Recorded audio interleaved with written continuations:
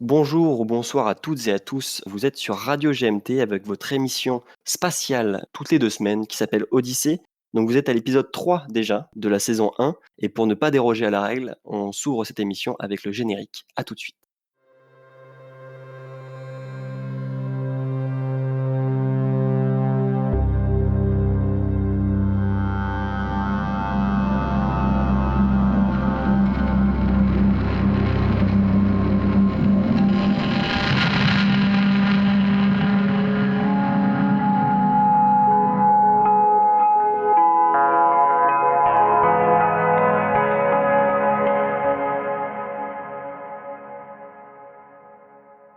Et donc nous revoilà après ce magnifique générique encore une fois qui a été fait spécialement pour l'émission. Ce soir on est en petit comité pour que ce soit plus chaleureux et qu'on ait le temps de discuter. Avec nous ce soir nous avons l'incroyable Maxime. Hello, comment allez-vous? Ah, ça va, et toi? On espère que tu es heureux d'être parmi nous. Je suis très heureux, très confiné toujours, comme tout le monde, mais très heureux pour, heu, pour ce rendez-vous, toutes les 2 semaines, auquel je participe avec grand plaisir. Ah, c'est très gentil de ta part et nous avons aussi avec nous le magnifique, le magnificent Thomas. Et bonjour à vous tous. Comment ça va mon cher Thomas en ces temps confinés comme l'a répété Maxime? Eh ben, confiné mais avec le sourire et écoutez, très heureux d'être parmi vous sur cette belle émission. Bien écoutez, on va pas plus tarder je pense et on va commencer donc, comme vous le savez par la première partie qui est destinée aux actualités spatiales des dernières semaines. Donc je vais, me «permettre» entre guillemets, de façon pas du tout polie, de prendre la main et de commencer par une première actualité qui nous a été, officialisée, même si on avait des bruits de couloir depuis plusieurs semaines, mais qui a été officialisée le 28 octobre, suite au conseil des États membres de l'ESA, donc de l'Agence spatiale européenne, qui est celle du report du premier vol de Ariane 6, donc qui était logiquement censé être prévu pour, la deuxième partie de l'année 2021 et qui connaît un glissement vers le second trimestre de l'année 2022, donc qui fait un report de presque 1 an, avec en plus de ça une rallonge de 230 millions d'euros qui a été votée, donc ce qui représente quand même 6 du budget, enfin du coût total du développement de la fusée pour, justement venir couvrir les retards dans la fabrication, des pièces d'Ariane 6, dans la fabrication aussi de son pas de tir et voilà de l'entretien aussi de toutes ces infrastructures. Donc les 2 premiers vols aussi de la nouvelle fusée, de Ariane seront dans la configuration, ce qu'on appelle 62, ce qui veut en fait juste dire Ariane 6 avec 2 boosters latéraux. Donc ce sera les 2 premiers vols dans cette configuration-là et le troisième devrait introduire la version 64, donc avec 4 boosters latéraux, qui est celle qu'on voit un peu partout, sur toutes les images, de vue artistique et cetera qu'on a pu voir. Donc il faut pas oublier qu'aussi Ariane Group, depuis le rachat de OneWeb dont on a déjà parlé dans Odyssée, ne dispose plus d'un client, déterminé pour son vol inaugural. Donc ce qui est quand même à la fois un problème et là, ce report-là de plus d'1 an leur permet de gagner un peu de temps pour trouver un nouveau client. Mais c'est quand même une question importante parce qu'on sait qu'un 1er vol sur une toute nouvelle fusée comme ça n'est pas sans risque. Après, pour le client qui va choisir de s'installer sous la coiffe de ce nouveau lanceur, c'est quand même un coup de com' assez incroyable, mais c'est un risque aussi pour un satellite qui coûte parfois des centaines de millions, de dollars ou d'euros.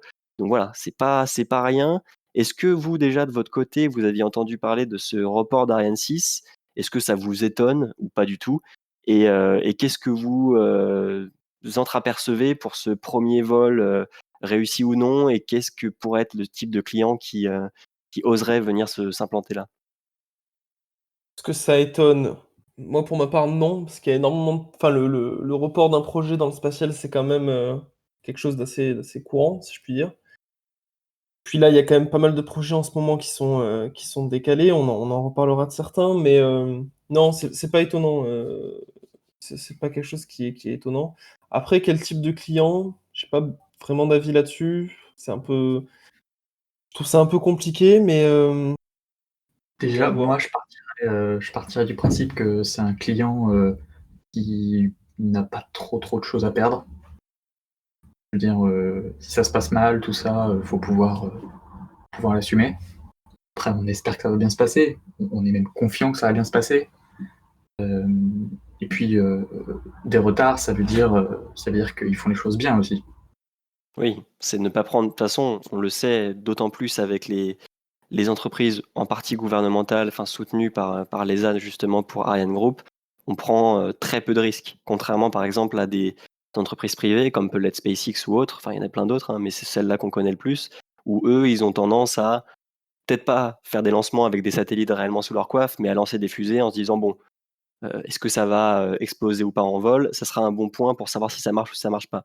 Là, avec Ariane, forcément, d'autant plus sur un projet, d'une telle envergure, très peu de risques seront pris, mais un premier vol reste quelque chose de quand même expérimental, de relativement dangereux et comme tu l'as dit Maxime et je pense que tu as plutôt raison, le client qui va faire le choix de placer son satellite sous la coiffe de la première itération d'Ariane 6 aura, je pense, les épaules solides pour assumer, la potentielle perte, ce qu'on n'espère pas bien sûr, de cette charge utile pour devoir en replacer une autre, pour un projet précis ou non.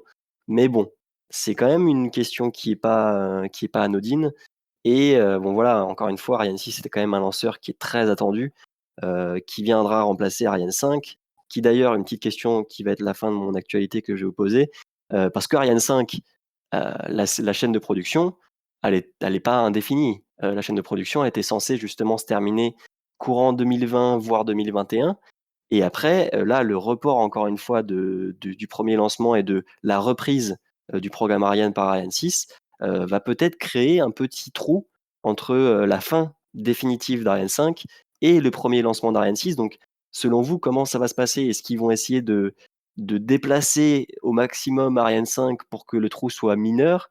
Ou est-ce qu'il va vraiment avoir quelques mois, si ce n'est, oui, 6 mois de non-lancement pour Ariane, à part peut-être Vega, mais de non-lancement de lanceurs lourds, je veux dire. Moi, personnellement, j'en doute. Après, donner des certitudes, sur ce genre d'infos, je pense que c'est un peu compliqué.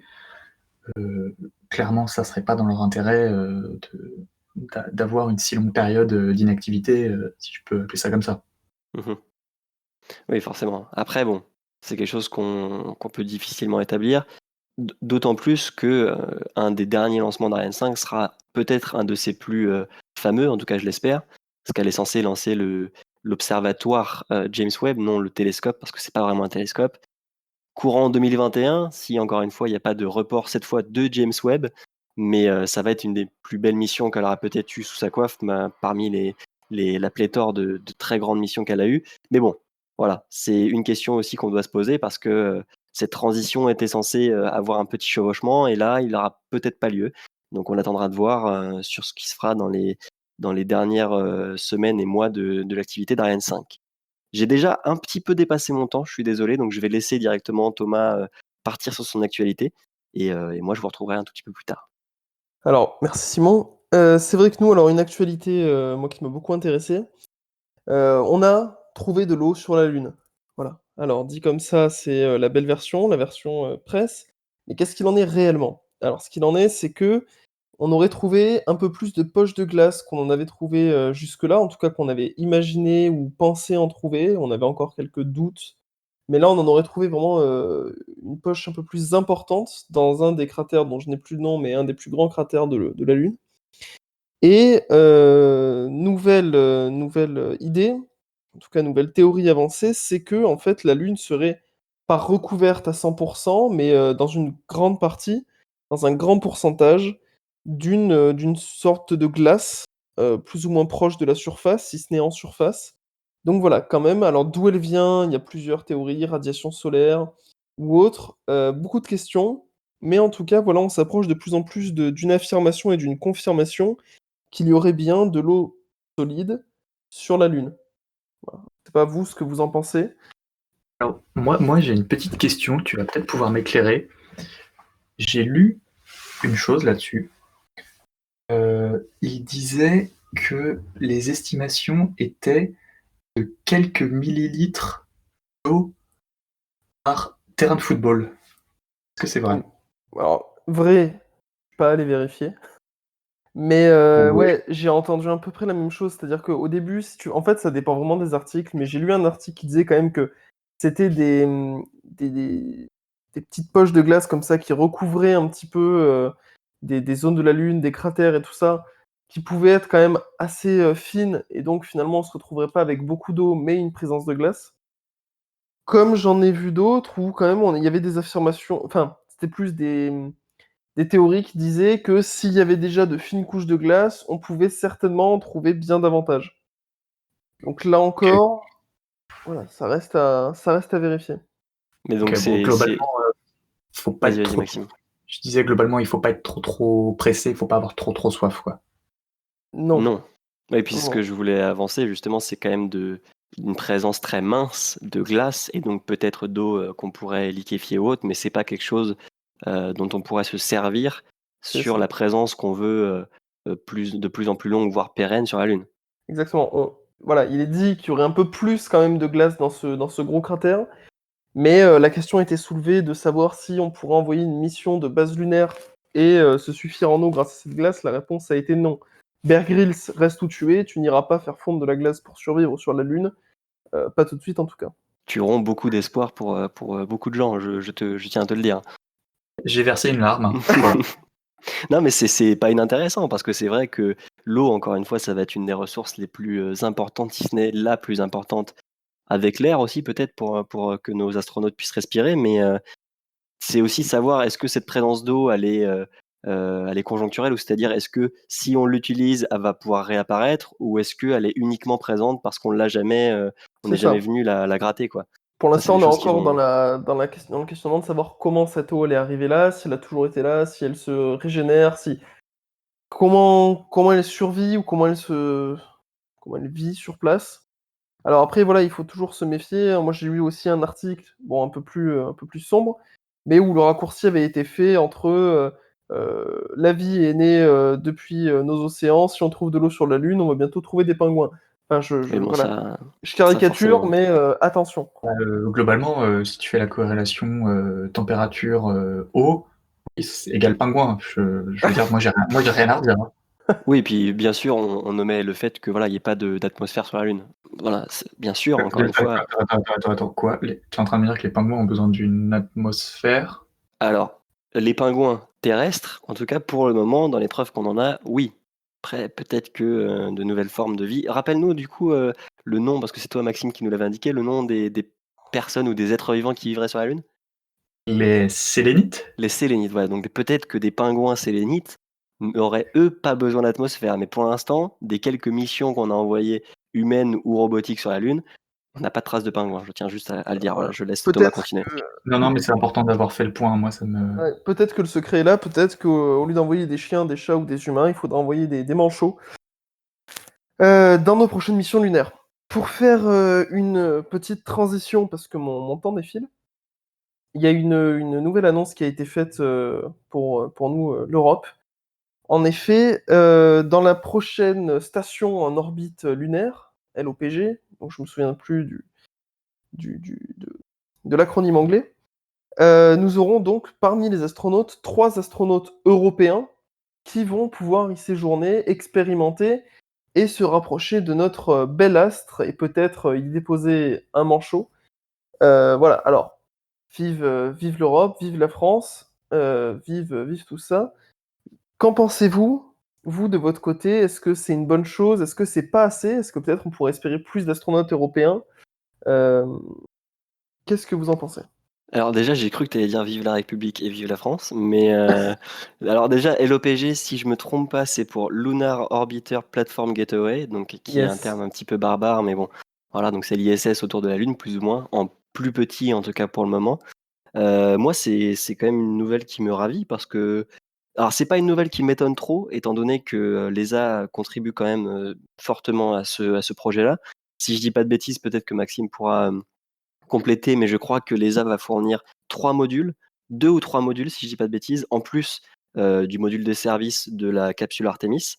Mais non, ça m'étonne pas, et pour moi, c'est encore une fois un bel exemple de collaboration entre pays pour un projet qui est quand même gigantesque, encore une fois, parce que là, on parle pas d'une station à 400 kilomètres au-dessus de nos têtes, mais à 384 000 kilomètres hors de la Terre. Donc bon, c'est pas quelque chose qui m'étonne et il y aura sûrement d'autres nationalités que des Européens et des Américains, mais c'est quand même une nouvelle très rassurante pour le futur du spatial et surtout de la collaboration entre tous les pays.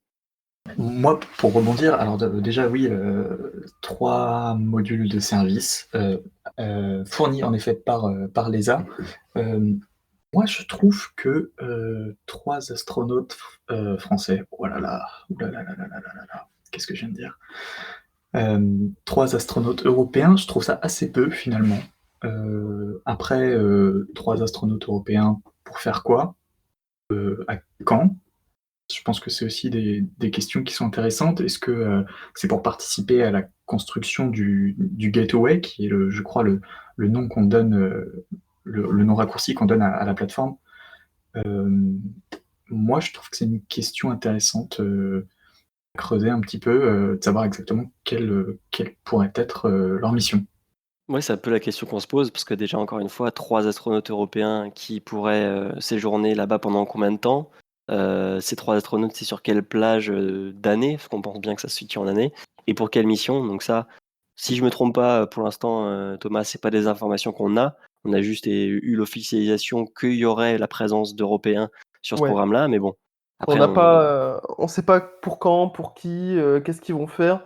On sait qu'il y en a 3 qui sont, envisagés. Peut-être à terme, il y en aura un peu plus, qui sait?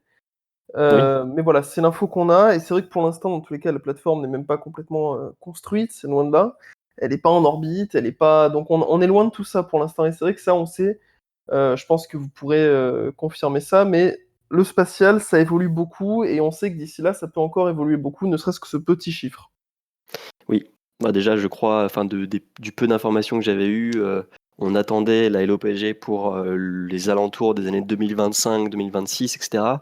Donc bon, on sait Ouais, qu'il peut y avoir des reports, bah, là, en on verra mars, bien. ça a été, mars 2020, ça a été encore décalé, hein. Ça a été annoncé que, ils tiendraient pas les délais. Je rebondissais sur la question du temps de mission. Est-ce que vous pensez que ils enverraient un astronaute pour une durée de mission supérieure à ce qu'ils font déjà, c'est-à-dire 6 mois? J'aurais envie de dire peut-être qu'avec, le budget que ça va nécessiter, qui va certainement être quand même plus lourd, pourquoi pas? Peut-être pour, faire de nouvelles expérimentations, sur, le temps aussi que peut passer un astronaute dans ce genre d'installation. Après, Parce comme que disait Simon, c'est une installation qui va être plus petite, donc il faut voir aussi en ouais, termes d'installation, de combien de personnes ça pourra accueillir vraiment, réellement à terme. ça pose Heu, quand même des questions sur le plan physiologique, psychologique. Est-ce que vraiment déjà 6 mois, je pense que 6 mois dans la station spatiale, c'est à long. 400 kilomètres de la Terre, c'est long, c'est intense. Ouais. Après, il faut se Alors, poser la question en termes de déplacement. Si tu veux déjà l'ISS, c'est un certain coût. Maintenant, faire un aller-retour entre, la Lune et nous, tous les 3 mois, ça va aussi avoir un coût qui va être quand même assez conséquent. on met tous les 6 mois. Voilà, Oui. oui, mais c'est ça, donc déjà en plus, enfin, il faut voir comment ça va se passer, donc pourquoi pas envisager des missions plus longues pour, faire moins d'allers-retours? Alors après, une question qui s'était posée, au niveau de la LOPG, c'est aussi, qu'il y aurait beaucoup moins de protection, au niveau des radiations. Parce que la Terre, même s'ils sont à 400 kilomètres, ils sont encore en partie protégés par le champ magnétique de la Terre. Mais là, autour de la Lune, le champ magnétique de la Terre, il ne sert presque plus à rien. Donc la question se pose aussi au niveau du blindage des différents modules qu'on va mettre, dans la LOPG. Mais ça peut poser enfin, ça peut amener le fait que des missions trop longues ne soient pas possibles sur, cette LOPG. Pour l'instant, c'est plein de choses sur lesquelles on suppute, on fait des hypothèses, on ne sait pas grand-chose, mais oui, ça va être, à mon avis, pour les scientifiques qui bossent sur, ce nouveau module, ça va être des choses à prendre en compte, quoi. Mais bon, Alors, quand on sait que les astronautes, il me semble, prennent quelque chose comme une dose 1000 fois plus importante oui. de radiation dans la station spatiale que sur Terre. Mmh mh. Bon Donc, après, encore une fois, c'est des chiffres, une dose 1000 fois plus importante. C'est vrai que quelqu'un qui se situe sur Terre à un endroit, où il y a pas de radiation particulièrement, poussée, mais quand on fait une radio, par exemple, du corps, on prend une dose, gigantesque de radiations qui ne sont pas pour autant dangereuses, vu que c'est pas répété sur le temps.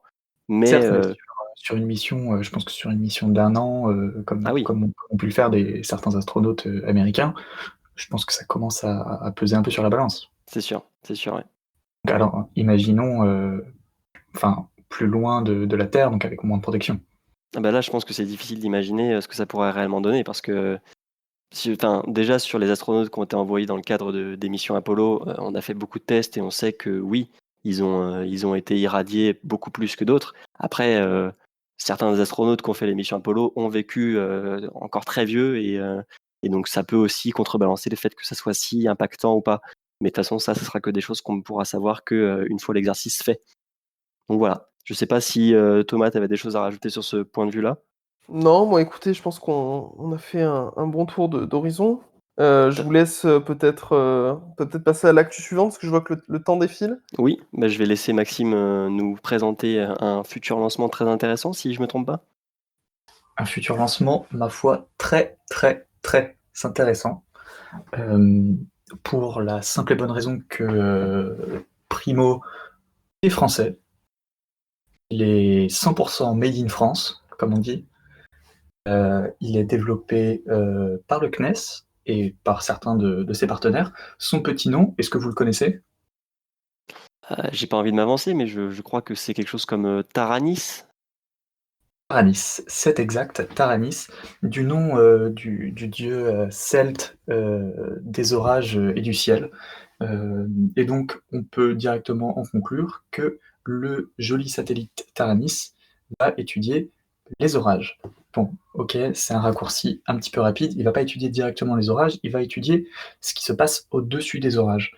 Puisque figurez-vous, dans les années 90, on a découvert un phénomène, qu'on appelle un phénomène radiatif, qui se passe au-dessus des orages, qu'on appelle événement lumineux transitoire. En français, je vous passe les abréviations en anglais, tout ça, je pense qu'on n'a pas le temps pour ces conneries. Et donc oui, donc découvert dans les années 90, des hypothèses avaient déjà été émises dès 1920 sur la possibilité d'existence de ces phénomènes physiques. En fait, pour simplifier, il s'agit d'émissions de rayons X et de rayons gamma visibles qui sont émises par, par les orages à une altitude, je crois, entre 20 et 100 km. Donc bon, on est quand même sur des altitudes assez importantes. Il en existe différents types qui ont des noms, ma foi, fort poétiques, puisqu'on les appelle Sprit, Elf, Farfadet, Lutin. Ma foi, très très poétique. C'est, ça implique pas mal de choses, puisque on pense que ça pourrait potentiellement avoir un impact sur les événements climatiques, d'où l'intérêt d'aller les étudier. Et l'information importante, c'est que ce satellite 100% made in France, eh bien, il part très très bientôt. Il part exactement dans la nuit du 16 au 17 novembre. Donc, ce mois de novembre de cette année, hein, et il part de Kourou sur un lanceur Vega. Donc on est quand même sur un beau petit projet français avec un lanceur européen. Moi, ça me met un peu de baume au cœur. On le voit et qu'est-ce que je voulais dire? Donc du coup, les petits noms qui sont donnés à ces événements qui se situent donc au-dessus du nuage, qui provoque les éclairs, si je me trompe pas, c'est ça? C'est ça. Donc qui est observable, je crois qu'il y a eu quelques photos qui ont été faites par justement les astronautes au sein de l'ISS. Mais donc ces petits noms sont un petit peu de la mythologie aussi, celte et cetera, qui donne peut-être son nom au satellite, si je m'avance pas trop? Je ne pense pas que tu t'avances. Alors, moi, je te répondrai que oui, tout simplement parce que dans la culture celtique, en effet, tout ce qu'on appelle le petit monde, ça porte bien ces noms-là, lutin, elfe, farfadet, troll et j'en passe. Bon, ok, troll, je ne crois pas que ce soit un type d'événement lumineux transitoire, mais peu importe. Oui, c'est ça. Je sais pas si tu voulais rebondir, Thomas? Ouais, non, moi je trouve que c'est un projet qui peut être intéressant. Là, pour une fois, je le dis, vive la France et vive l'Europe. Mais Cocorico. voilà. Mais oui, c'est un projet qui fait plaisir parce que c'est un projet d'importance. C'est un projet qui va permettre des avancées dans pas mal d'études. Et puis, c'est bien qu'on puisse porter un petit peu ça, que l'Europe puisse porter un peu ce genre de projet, scientifique.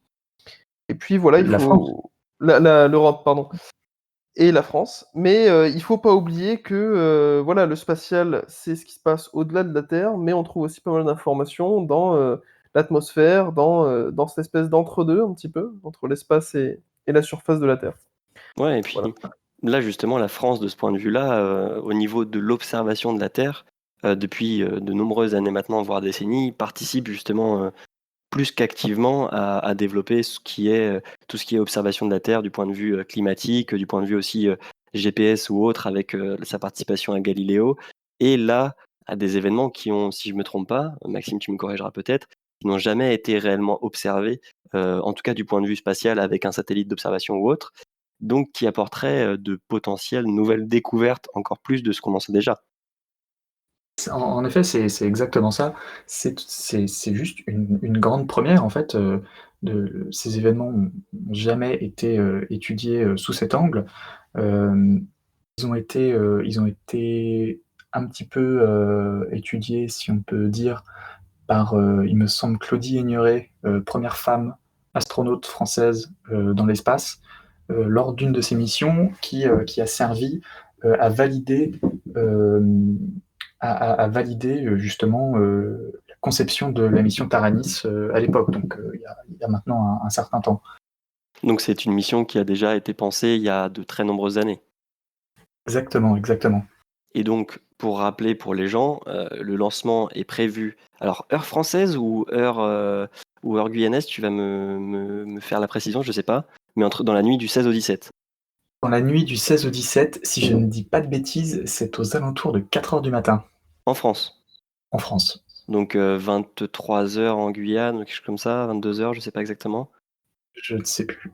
Et donc ce qui est drôle, c'est que c'est un satellite en grande partie, si ce n'est totalement français, lancé sur une fusée italienne dans le cadre du programme de l'ESA qui est donc européen. Donc là, on parle encore une fois de collaboration entre pays qui est très forte, quoi. Bah écoute, je sais pas si tu as d'autres choses à rajouter sur ce sujet-là, Maxime? Sur ce sujet, ma foi, c'est une très bonne question.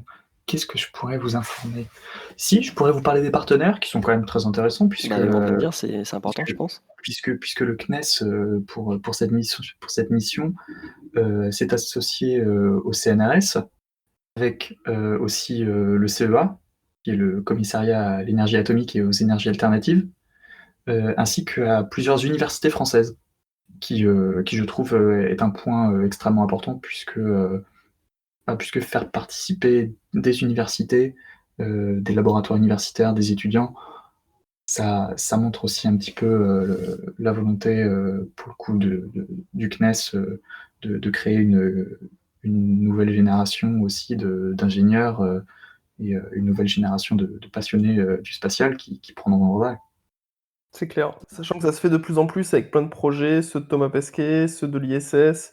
C'est ouais, il y a une vraie volonté de faire participer la jeunesse, à tout ça. Puis, même, il y a de plus en plus il y a de plus en plus aussi de nanosats aussi qui sont faits par des universités françaises, comme, bon, je fais un peu de promo, mais comme, l'UVSQSat qui a été fait au Latmos, par l'université de Versailles, Saint-Quentin-en-Yvelines. Il y a eu aussi le satellite ISAT qui a été lancé il y a quelques années maintenant, qui était un projet CNES, mais qui était fait par des étudiants, si je ne me trompe pas, et qui était une grande réussite pour l'observation de l'univers. Mais voilà, enfin, il y a plein de projets, et puis comme tu l'as souligné encore une fois, c'est que le fait qu'on participe avec des universités françaises et des laboratoires de recherche françaises, ça prouve aussi qu'on peut mener à bien un projet de A à Z et pas uniquement participer à certains outils de missions internationales, mais qu'on peut aussi faire une mission de bout en bout jusqu'à le lancer avec un programme européen et une fusée qui est fait partie qui est déjà lancée de Kourou et qui fait partie aussi du programme ArianeGroup, quoi. Et je rajouterais que, il me semble que le CNES, nous prépare, avec ses partenaires, quelque chose, sur les réseaux sociaux, si je ne m'abuse, pour le lancement. Donc, D'accord, bah restez écoutez, restez restez au courant et restons au courant. autant suivre ça de près.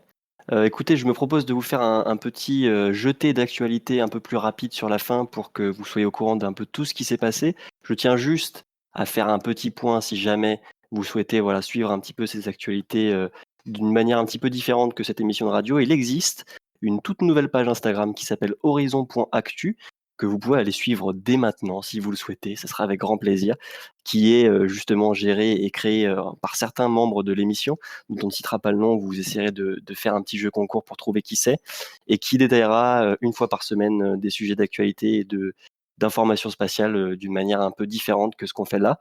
Donc, pour faire ce petit jeté d'actualité, première chose à prendre en compte pour ceux qui sont éventuellement au pôle Nord, il est pour vous aujourd'hui possible de souscrire à la bêta ouverte de Starlink. Donc Starlink, c'est quoi? Starlink, c'est le projet d'internet par satellite lancé par SpaceX, qui a pas mal fait parler de lui ces dernières semaines et ces derniers mois, parce qu'ils veulent lancer des dizaines de milliers de satellites, mais bon, on vous laissera vous renseigner là-dessus. Donc, le coût à l'entrée est situé entre 500 et 600 dollars, donc déjà, c'est pas donné. Et en plus de ça, l'abonnement mensuel est à 99 dollars, en tout cas pour le moment, donc ce qui est quand même très élevé. Après, nous, on se situe en France, on est un des pays dans le monde où l'accès à Internet est le moins cher. Donc 99 dollars pour d'autres pays, c'est pas non plus si mirobolant. Pour l'instant, il faut savoir que le débit se situe entre 50 et 150 mégabits par seconde, ce qui est quand même pas ridicule du tout, avec un ping moyen, là on parle pour les connaisseurs, qui est à entre 40 et 60 millisecondes. Donc c'est pas une mauvaise connexion. Pourtant, pour le moment, vu qu'il n'y a uniquement entre guillemets que 900 satellites lancés de la constellation, SpaceX indique qu'il est toujours possible qu'il y ait des moments de déconnexion où aucun satellite ne couvre la partie de la Terre sur laquelle vous vous situez, ce qui ne devrait plus être le cas à partir de l'été 2021 et où donc le débit et la latence devraient être encore meilleurs. Mais bon, c'est le lancement, donc si certains sont intéressés, parce que vous vivez dans une zone blanche, par exemple dans le fin fond de la Creuse, comme on l'avait déjà dit, et que vous avez vraiment aucune connexion potentielle, ça peut être intéressant. Et Dieu seul sait qu'il y en a des zones blanches en France, hein. Oui, oui, malheureusement, il y en a, donc ça peut être une solution. On aurait peut-être préféré que la solution soit déjà intégrée au réseau mobile français, mais bon, pour certains, ça peut dépanner, je pense. Donc voilà, Ouais, de donc toute façon, ils sont dans le centre, est-ce qu'ils ont vraiment besoin d'internet? écoute, Ah, moi, aujourd'hui, après, écoute, dans mon lit, j'en aurais besoin parce que déjà, je chope pas la 4G depuis. Même ma Wi-Fi peine depuis. alors Mais ça, c'est parce que tu dors pas sur ton routeur. voilà, Non, non, non, non, non. J'ai tendance même à dormir dans l'entrée de mon appartement pour capter un petit peu. Mais... ça je sais pas si Starlink pourra faire mieux que ça, hein. Ça se trouve, ça passera quand même par un routeur, enfin ça passe quand même par un routeur, donc bon, peut-être que les murs de ton immeuble ne sont pas faits pour internet. Mais En même bon, temps, donc si tu voilà. es pas dans un bunker, C'est vrai, c'est vrai, c'est vrai, c'est bon, c'est pour se protéger, hein, on connaît tout ce qui est fin du monde, effondrement, tout ça, tout ça. Donc deuxième petite actualité, qui est tombée ces derniers jours, une étude, de collaboration entre différentes universités et qui serait coordonnée par la NASA, estime à environ 300 millions le nombre d'exotères, donc qui veut dire des planètes rocheuses qui se situent dans la bande habitable de leur étoile, qui ferait entre 50 de la taille de la Terre et de la masse de la Terre et 150, donc 300 millions de ces exotères au sein de notre galaxie, uniquement notre galaxie. Donc ce qui voudrait dire que ces exotères au sein de l'univers entier pourrait être un nombre beaucoup plus important. Donc ça pose des questions. Exotère, bien sûr, on le rappelle, comme on l'a déjà dit plus tôt dans l'émission, ne veut pas dire vie, pas du tout, mais veut dire conditions qui ressembleraient à celles qu'on a pu avoir sur la Terre et de choses qu'on pourrait vouloir observer de plus finement pour savoir si l'apparition de l'eau liquide, par exemple, d'une atmosphère qui serait relativement bien dosée pour pouvoir accueillir la vie.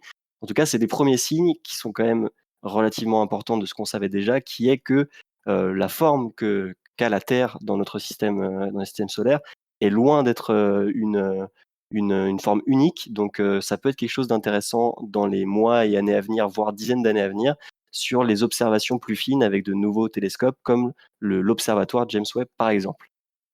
Autre actu, suite aux élections américaines, donc qui viennent juste de se terminer, on tient à le préciser. Donc encore une fois, nous enregistrons le dimanche 8 novembre.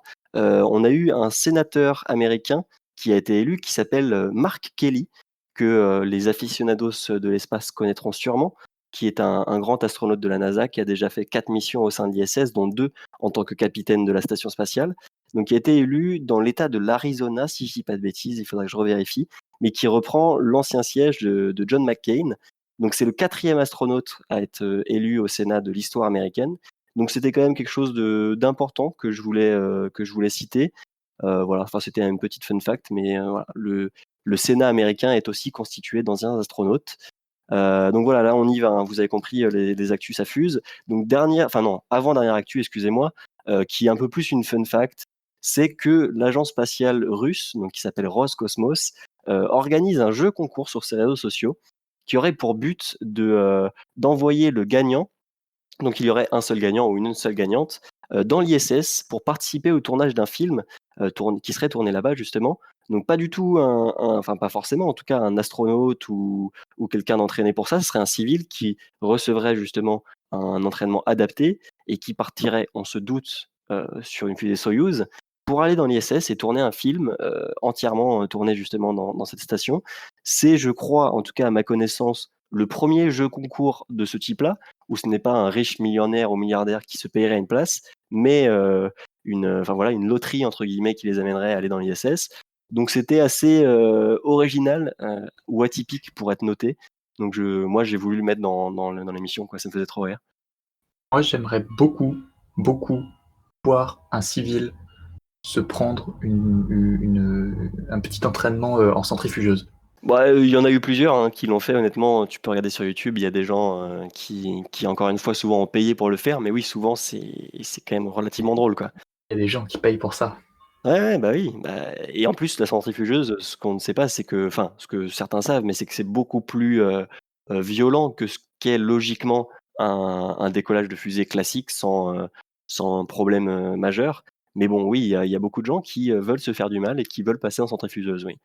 Mais bon, dernière actu sur laquelle on va peut-être, parler 2-3 minutes, c'est, quelque chose dont il faut qu'on parle parce que c'est aussi, dans les prochaines semaines, un fait spatial qui va être majeur. Ce sera le premier vol habité de SpaceX dans la configuration finale, c'est-à-dire avec 4 astronautes, donc qui sera le vol Crew 1, Dragon Crew 1, qui est prévu pour le 14 novembre pour le moment, s'il n'y a pas de report, ce qui est toujours possible dans le spatial.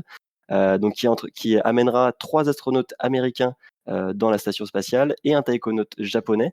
Est-ce que voilà, on va en discuter, mais pour vous, ça représente quoi cette entrée ferme et définitive entre guillemets de SpaceX qui aussi ramène l'Amérique d'un point de vue autonomie vers la course vers le spatial et aussi vers l'accès à l'ISS?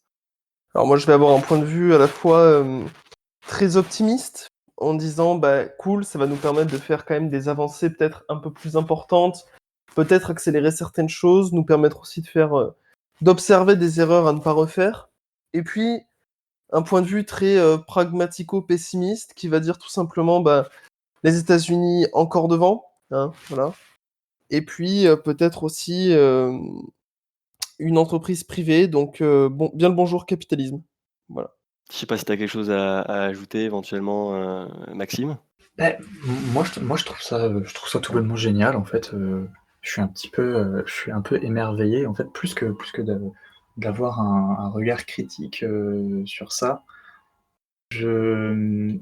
Pour avoir eu pas mal de discussions, sur l'histoire spatiale avec quelques personnes, j'ai un peu l'impression de revivre, l'épopée américaine, bon, peut-être pas comment, l'épopée, Apollo, mais au moins, l'épopée de la station, pas de la station, des navettes spatiales.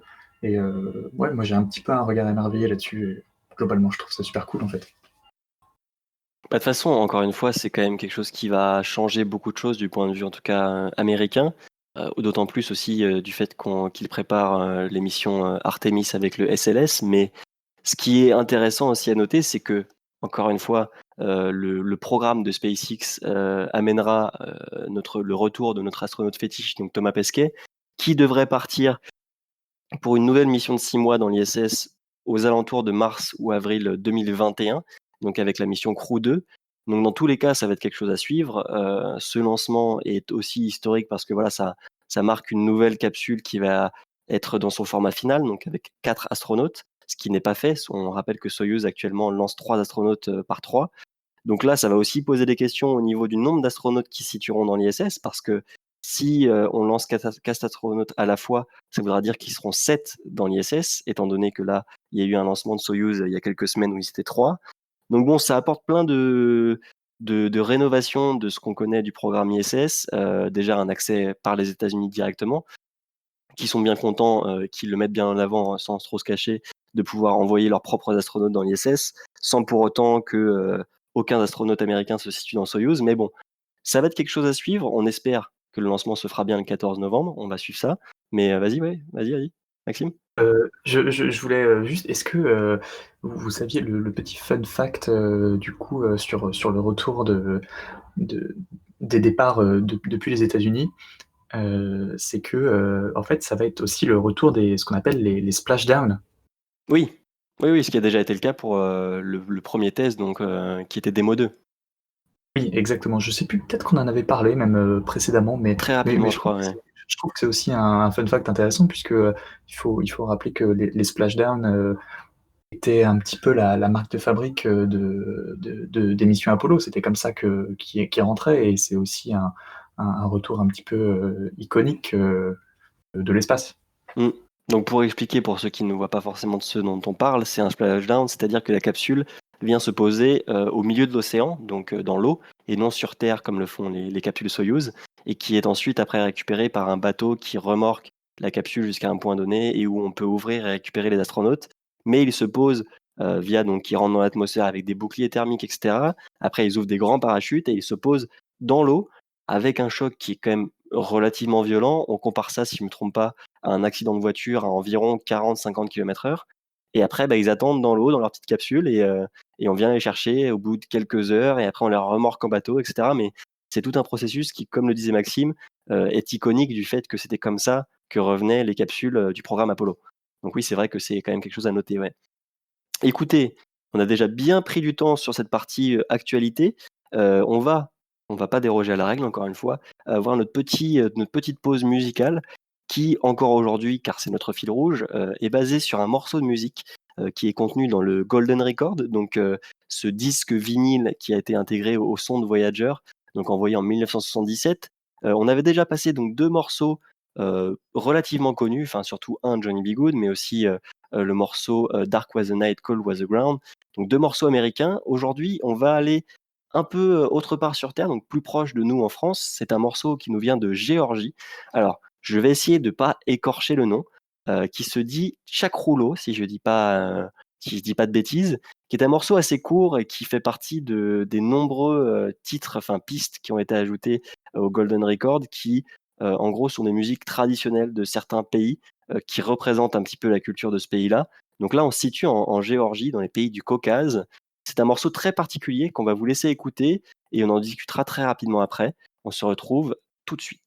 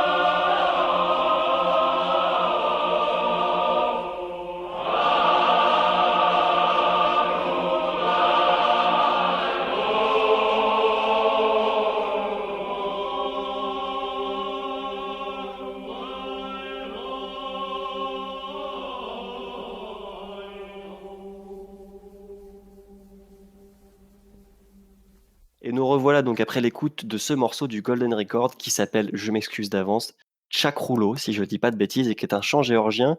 Vous, c'est quoi votre ressenti un petit peu de ce type de musique? Je vais te laisser la parole d'abord, Thomas. Bah, écoute, moi je trouve que c'est intéressant déjà d'une part d'envoyer, des musiques, un peu de toutes les origines dans l'espace, hein. C'est quand même une bonne chose pour la représentation culturelle, pour, une idée d'unité, une unité terrestre finalement face au spatial. Moi j'aime beaucoup l'image et le message que ça renvoie.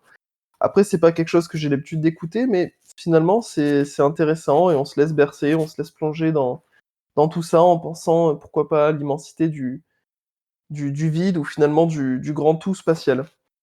Voilà. Et toi, Maxime, toi, comment tu le vis, cette piste qui est quand même relativement courte? Alors, pour ma part, je suis assez d'accord, avec ce qu'a dit Thomas. Je trouve que cette musique, je crois que c'est bien ce que tu as dit, représente un peu bien, le spatial, le vide. Je trouve que cette espèce de couleur tellement intense, mais en même temps transporte, tellement facilement vers un autre horizon et la différence culturelle, je trouve ça génial. Surtout quand on compare à ce qu'on a passé, du Golden Record, la dernière fois, avec, Johnny B. Goode.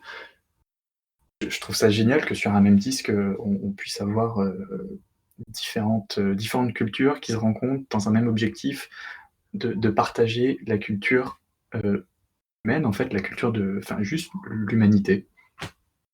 Bah, c'était justement le but parce qu'encore une fois, il y a eu des morceaux, qui aussi aujourd'hui sont très connus comme Johnny B. Goode qui ont été intégrés, qui est un peu le seul à être vraiment avoir cette notoriété.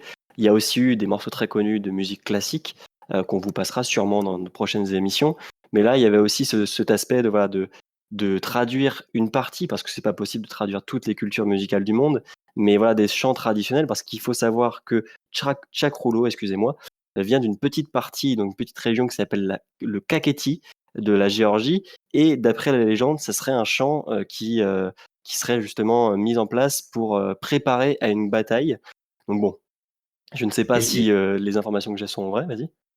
je ne sais pas si l'information est correcte non plus, mais c'est un chant qui est plus que traditionnel, qui serait même vraiment ancré dans l'histoire du pays, Ouais, de façon un peu presque millénaire, hein, oui, c'est si je... plus que centenaire, ouais.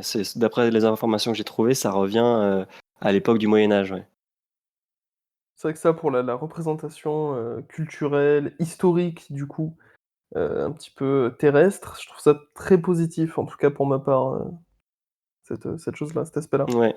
Alors, pour les aficionados de musique, on vient d'entendre un chant polyphonique, donc ce qui veut dire qu'il y avait plusieurs mélodies qui étaient chantées en même temps, avec un chœur qui a une mélodie qui est stable. Donc voilà, c'était juste pour voilà, si des gens étaient pointilleux du point de vue musical, on leur a dit. Donc on a fait notre petite pause du Golden Record. Ce que je vous propose, on a déjà bien parlé, je le sais, c'est de faire un petit point, de se prendre un petit temps d'échange sur un sujet qui est d'autant plus d'actualité en ce moment, du fait des élections américaines, mais qui est le lien entre le politique et le spatial, c'est-à-dire quelles influences peuvent avoir des changements de bord politique lors d'élections et quelle aussi importance a le sujet politique, donc c'est-à-dire les décideurs politiques sur les programmes spatiaux d'un point de vue général. Donc je vous propose qu'on ouvre bien sûr sur l'élection de Joe Biden qui a été pour nous officialisée hier, donc le 7 novembre. Pour vous, ce sera quelques jours plus tard vu que la diffusion se fait mardi. Quel Qu'est-ce que vous pensez que ça pourra amener, comme changement ou non d'ailleurs, sur le programme américain, dans les prochaines années? Beh, moi je me demande si ça va pas, provoquer un léger ralentissement, des programmes américains, puisque Trump avait quand même donné un sacré coup de boost. Après Trump avait donné un coup de boost, notamment par le biais de la NASA, mais finalement SpaceX qui est quand même, on va dire alors je pèse les mots que je vais employer par la suite, mais indépendant de tout ça, on va dire parce qu'il s'autogère, pour pas dire qu'il est un petit peu en roue libre aussi sur certains projets. Mais de là à dire un ralentissement peut-être de la NASA, peut-être pas forcément de SpaceX. Après, voilà, Biden est un peu plus centré, enfin, un peu plus tourné écologie que Trump, si je dis pas de bêtises. Donc c'est vrai que oui, peut-être un léger ralentissement pour se consacrer à d'autres choses. Maintenant, à voir ce que le candidat, ex-candidat nouveau président va présenter et proposer sur le sujet.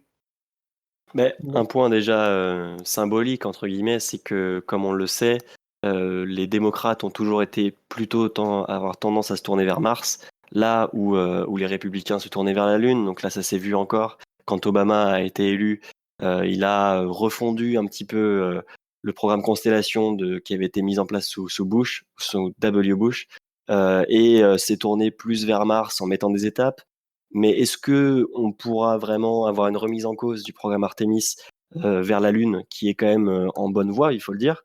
Je sais pas, mais ça pose quand même de nombreuses questions parce que c'est aussi un budget, la NASA, c'est quand même un budget gigantesque, même si voilà, le PIB américain le permet. Mais voilà, dans une politique où il a déjà avancé dans le cadre de son programme, qui voudrait faire des économies, comme tu l'as dit, Thomas, justement, se tourner plus vers un point de vue écologique. Voilà, qu'est-ce que ça va amener comme question aussi, voilà, la régulation d'une entreprise privée comme SpaceX ou pas? C'est des questions qu'on va pouvoir suivre dans les prochains mois et surtout dans les prochaines années, je pense, ouais.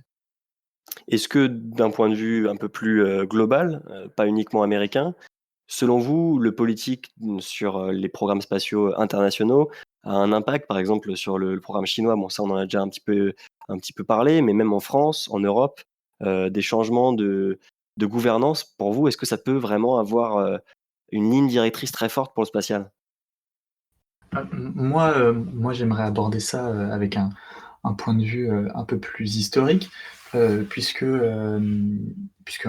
enfin, avec l'exemple de l'Europe, l'entreprise, qu'est, le lanceur Ariane, a été un moteur, formidable d'union des citoyens, européens et des pays européens autour d'un grand projet et moi je trouve que c'est un exemple qui démontre bien l'importance et le lien qu'il peut y avoir, entre politique et technologie et technologie spatiale. Oui, puis même ça, dans le cadre du programme Ariane et aussi, comme on l'a déjà évoqué, un peu plus, en avant, c'était aussi dans le cadre de l'ISS, tout simplement. Encore une fois, l'espace, en plus d'être normalement un espace démilitarisé, donc peut-être que Thomas nous fera un petit point sur ça juste après mon élocution, mais c'est aussi un espace où il y a besoin d'avoir ces collaborations-là pour avoir des projets d'un telle ampleur, que ça soit dans le cadre du programme Ariane, avec plusieurs lanceurs différents, mais aussi dans le cadre d'un programme de la Station spatiale internationale ou de la LOPG. Mais il y a aussi le côté démilitarisé que Thomas, je pense, va s'empresser de nous évoquer. Ouais, j'ai envie de rebondir, mais c'est vrai que normalement l'espace est, comme tu disais, censé être, démilitarisé, donc sans armes, potentiellement alors pareil à prendre avec des pincettes, mais sans, représentation, religieuse, majoritaire ou, peut-être politique en tout cas, pour avoir quand même, finalement une configuration qui soit la plus neutre possible. Donc là où on avait un Trump en roue libre qui voulait, amener M16 et M4A1 sur la Lune, en orbite et là partout où on pouvait amener des trucs, atomiques ou qui tirent des balles. On peut espérer peut-être une accalmie, en tout cas, mais c'est pas non plus une certitude et il faut voir aussi ce qu'il peut apporter d'autre, ce qu'il va proposer. On n'est pas à l'abri d'une surprise positive ou négative. Voilà. Mais en tout cas, on peut espérer que ça, réfrène les ex-envies un peu, hors zone de Trump. Bah, de toute façon, là, quelque chose qui a été créé par Trump et je ne pense pas qu'en tout cas dans les prochains mois ou années que ça revienne en arrière sur ce point de vue-là, c'est la Space Force, encore une fois. Est-ce Complètement. que sa mise en place va être, allégée, va être mise un petit peu, «dans l'ombre» entre guillemets, je ne sais pas, mais c'est Après sûr que ça aura un impact. oui, qui dit Space Force ne veut pas forcément et obligatoirement dire, hem, armes et comment dire? Et munitions. C'est-à-dire qu'on peut avoir une force, militaire, en tout cas une force, d'encadrement, sans forcément l'appeler une force. En tout cas, on peut avoir quelque chose davantage dédié au spatial, davantage dédié à une puissance. Maintenant, il faut voir aussi comment cette puissance va s'exercer, comment tout ça va se positionner. Voilà, je pense qu'il faut un petit peu être dans l'attente de tout ça en espérant que, ça se calme, quoi. Parce que c'est vrai qu'on était face à un Trump qui, lui, avait affirmé qu'il aurait, une force de frappe, bien présente, quoi. C'est sûr. Après, enfin, moi, la première question que je me suis posée, et je pense que Maxime pourra aussi un petit peu étayer là-dessus, c'est sur le programme Artemis, forcément. Parce que qui dit, voilà, donc républicain, Lune, démocrate, Mars, est-ce qu'ils vont pas réorienter la chose? Personnellement, je pense pas, que c'est quelque chose qui est trop avancé. Et en plus de ça, le passage par la Lune avec le programme Artemis a toujours plus ou moins été pensé pour être une première étape vers des voyages vers Mars. Mais c'est quand même, voilà, c'est un questionnement fort et de se dire que un changement d'élection, donc qui pour les États-Unis est tous les 4 ans, donc ce qui est au niveau spatial rien du tout, peut amener des changements si forts que ça. C'est quand même quelque chose d'assez impensable du point de vue européen, quoi. Mais du coup, pour rebondir, je pense pas que ça puisse amener tant d'incertitudes et de changements au niveau du programme Artemis, puisque comme tu l'as très bien fait remarquer, en effet, c'est clairement pensé comme une première étape vers Mars. Et je pense que aujourd'hui, on peut plus vraiment se permettre de se dire que la Lune est à nouveau un objectif en soi. C'est, je pense que tout le monde a compris que c'était un lieu de passage intéressant pour y mener des études, mais pour s'y installer sur le long terme. Et je pense pas qu'un retour en arrière soit vraiment malin et politiquement bien vu. Oui, et puis de toute façon, au vu des sommes qui ont déjà été engagées, des avancées technologiques, des partenariats avec diverses entreprises, dont justement SpaceX, je pense que les contrats signés font que c'est très compliqué de revenir complètement en arrière. Mais la question justement, voilà, du lien entre décideurs politiques et financement aussi, parce qu'il faut le rappeler, le spatial, c'est en très très grande partie financé par de l'argent public, que ce soit dans le cadre de recherche universitaire, comme on a pu en parler plus tôt, de financement liés à la défense, donc à l'armée aussi, si on peut dire, que ça soit aussi en France, hein, pas uniquement aux États-Unis. Donc pour voilà, faire une question un peu plus large et conclure cette émission, selon vous, et je vous laisserai justement un petit peu en débattre après, est-ce que à l'avenir, cette liaison très forte entre financement public, décideurs politiques et le monde du spatial va changer dans le sens où est-ce qu'elle va se réduire? Est-ce que, par exemple, je sais pas, les entreprises privées vont prendre plus de place et donc pourront se permettre des choses sans passer par les fonds publics? Ou est-ce qu'à l'inverse, ça va se resserrer et les décideurs politiques auront d'autant plus d'impact sur le spatial? Personnellement, moi, je pense que ça va évoluer en augmentant. Je pense qu'on va se rapprocher un petit peu d'une ambiance, guerre froide. C'est-à-dire que, bah, ça va être alors, je ne sais pas encore entre quel pays ou dans quel contexte, mais moi, je pense qu'il va y avoir un moment donné où on va rentrer dans une espèce de marathon slash sprint slash, course, qui va y aller en premier ou peut-être on va tous y aller ensemble, mais pour passer un cap. Lequel sera-t-il? On verra, entre tous les projets qui sont en train de se mettre en place. Mais je pense que ouais, on va à un moment donné rentrer dans une ère d'une période relativement courte ou longue pour aller le plus loin possible.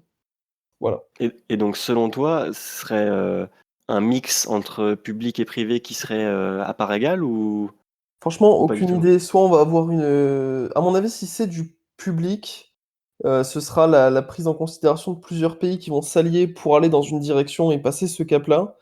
Si c'est du privé, je pense qu'on sera sur du privé, en mode, 70-30 quoi. 70 de privé et 30 de public, pour tirer quelques fonds. Mais, OK.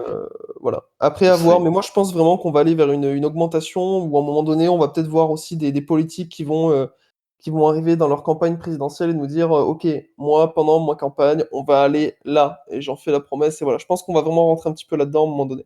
OK, donc toi, c'est, une présence beaucoup plus forte du Ouais, spatial, à la fois aussi dans les, comment dire? Les missions politiques, enfin les avancements et les propositions que vont faire les gens dans leur, programme directement, quoi. ouais, je pense qu'il va y avoir un pic à un moment donné dans quelques années ou quelques décennies, il va y avoir un pic qui va durer peut-être, OK, d'accord. Et toi, du coup, Maxime?